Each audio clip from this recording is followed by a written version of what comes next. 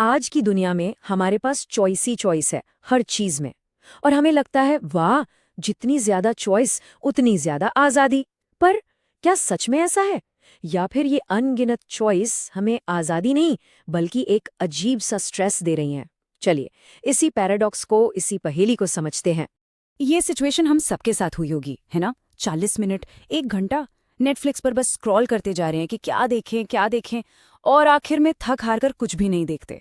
पता है, ये सिर्फ आलस नहीं है, इसके पीछे एक बहुत ही गहरा साइकोलॉजिकल कारण है। तो इस फीलिंग को ना एक कहानी से समझते हैं। मिलिए रोहन से। आज संडे का दिन है और उसका सीधा साधा प्लान है, बस चिल करना है। तो रोहन आराम से सोफे पर बैठता है, अपनी फेवरेट स्ट्रीमिंग सर्विस खोलता है, पॉपकॉर्न रेडी है, एकदम रिलैक्स करने के मूड में। पर उसे क्या मालूम था कि उसकी ये आरामदायक दोपहर एक स्ट्रेसफुल सफर में बदलने वाली है। स्क्रीन पर हजारों हजारों शो और फिल्में हैं।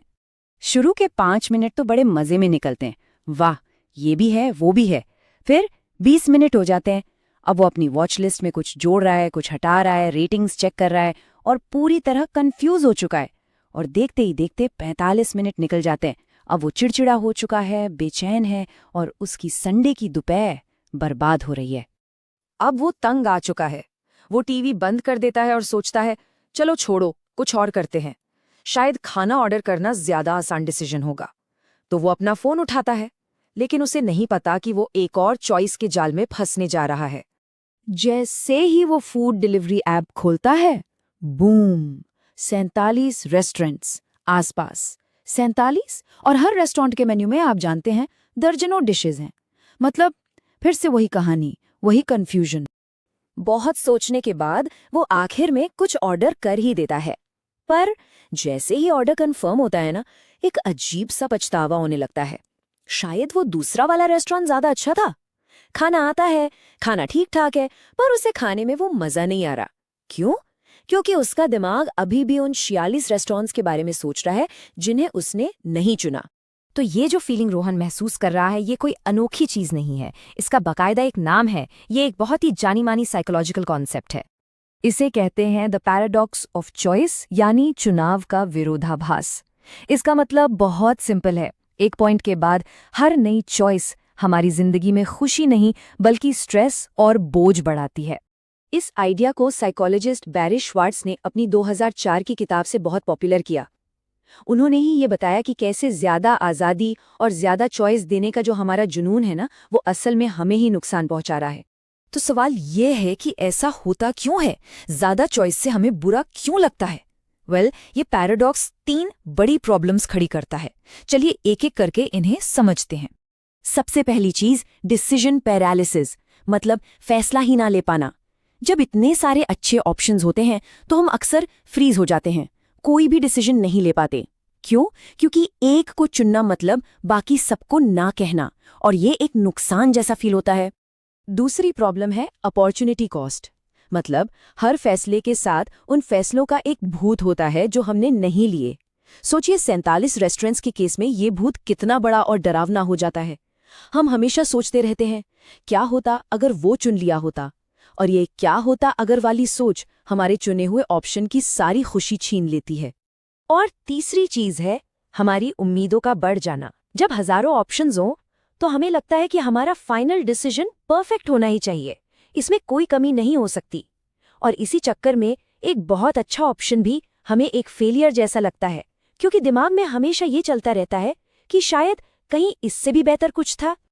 और ये सिर्फ नेटफ्लिक्स या खाने की बात नहीं है, ये चीज हर जगह है, हमारी जिंदगी के हर हिस्से में। सुपरमार्केट्स में 43 तरह के जैम देखकर कंफ्यूज होना, काम के लिए 10 प्रोडक्टिविटी ऐप्स के बीच जगल करना और कुछ भी पूरा न कर पाना, डेटिंग ऐप्स पर अंतहीन स्वाइप करना इस डर से कि कहीं कोई बेटर मैच न छूट जाए, या फिर कॉलेज में इतने सारे सब्जेक्ट्स में से एक चुनना। ये चॉइस का बोझ हमें हर मोड़ पर पैरालाइज कर रहा है। तो ठीक है, प्रॉब्लम तो समझ आ गई, पर इसका सोल्यूशन क्या है?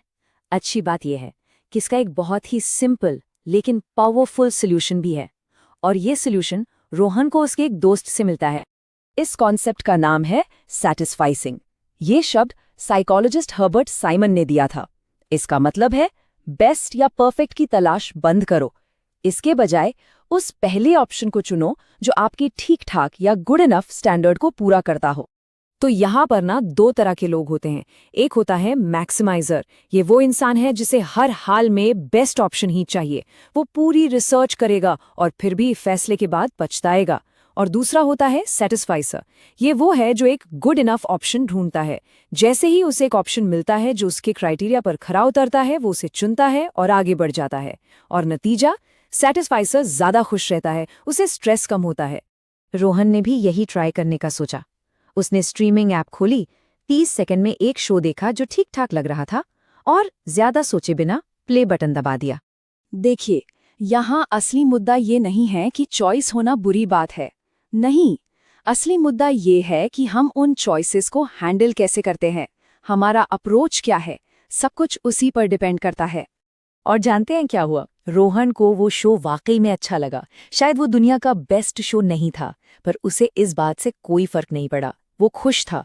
खुश इसलिए था क्योंकि वो आखिर में कुछ देख रहा था, सिर्फ ढूंढ नहीं रहा था। असली मजा परफेक्ट चीज को खोजने में नहीं, बल्कि जो है उसे एक्सपीरियंस करने में है। तो अगली बार जब कोई खुद को अनगिनत चॉइसेस के समंदर में फंसा हुआ पाए, तो बस एक बात याद रखनी चाहिए, ज्यादा ऑप्शंस का मतलब ज्यादा आज़ादी नहीं होता।